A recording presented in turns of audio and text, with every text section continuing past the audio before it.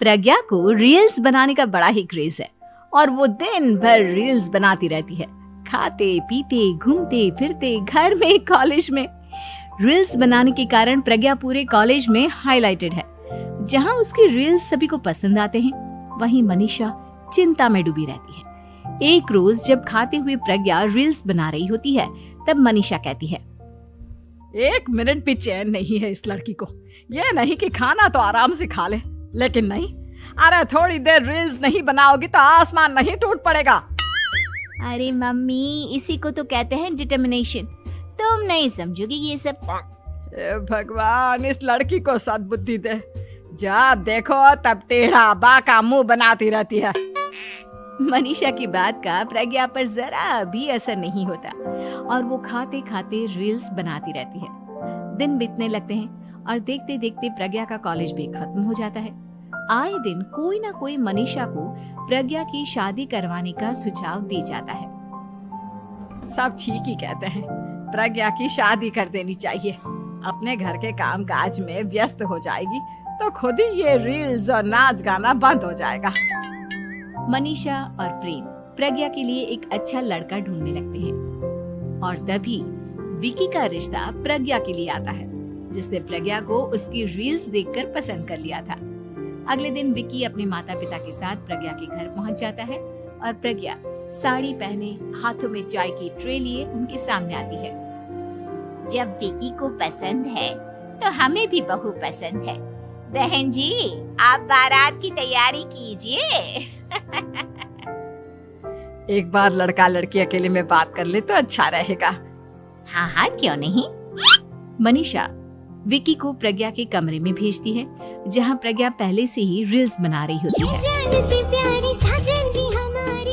तभी विकी कहता है, आ गए आपके साजन जी। हमारे साथ ये रील्स कंप्लीट करती तो और भी अच्छा रहता। अच्छा जी, अब आ ही गए हैं तो बना ही लेती हूँ आपके साथ।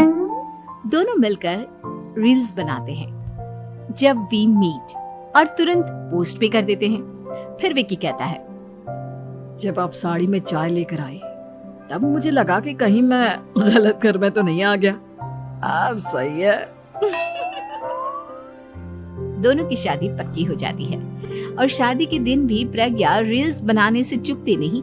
यहाँ तक कि बारात के समय भी नाचते हुए रील्स बनाती है। सभी लोग प्रज्ञा की तारीफ के पुल बांध देते हैं और प्रज्ञा नाचती गाती अपने ससुराल चली जाती है। सब कुछ अच्छा चल रहा होता है।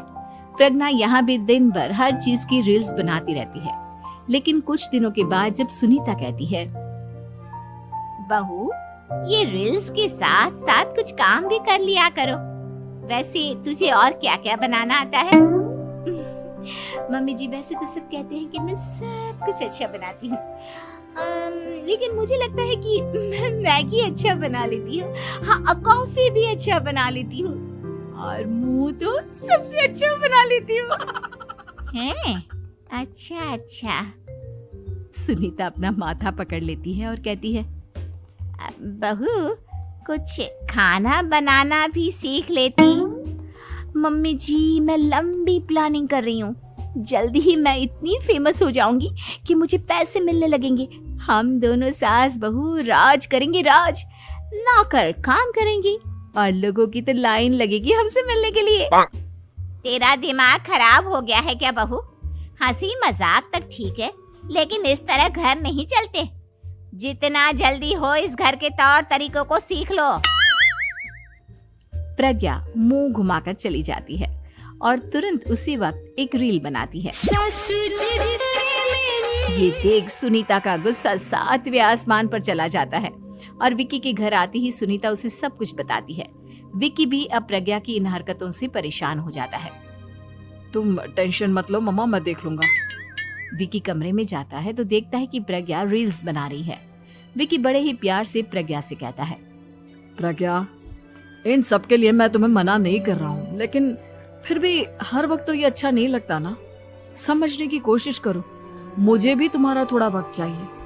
मैं जब ऑफिस से आता हूँ तो मुझे समय देने की जगह इसी में लगे रहते हो। तुम ज्यादा ही सोच रहे हो। तुम भी मेरे साथ रील्स बनाओ ना, तुम्हें भी बहुत अच्छा लगेगा। तुम्हें इज्जत से कोई बात समझ में नहीं आती क्या? दिमाग खराब हो गया है तुम्हारा इस चकाचौंध से। अगर तुमने अपना रवैया नहीं बदला तो मैं तुमसे दूर चला जाऊंगा। तुम ही रिश्ता लेकर आए थे, मुझे लड़कों की कमी नहीं थी और ना आज है। विकी दरवाजा पटककर चला जाता है। धीरे धीरे विकी प्रज्ञा से दूर होता जाता है। एक रोज मनीषा प्रज्ञा के ससुराल उससे मिलने जाती है।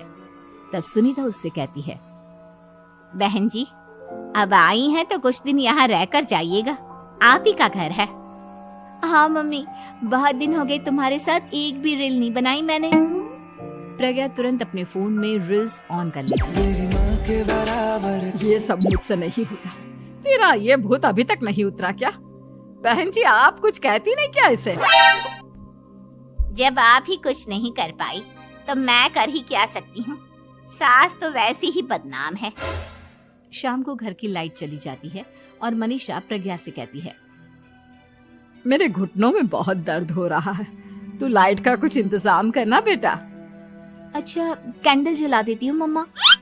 प्रज्ञा गाते हुए कैंडल जलाती है और खिड़की के पर्दे के पास रख देती है।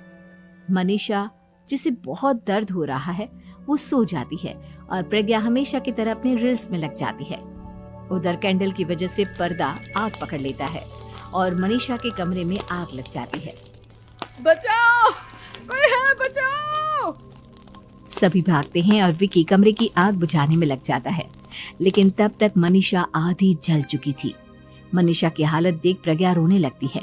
विकी मनीषा को तुरंत हॉस्पिटल ले जाता है और उसे एडमिट कराता है।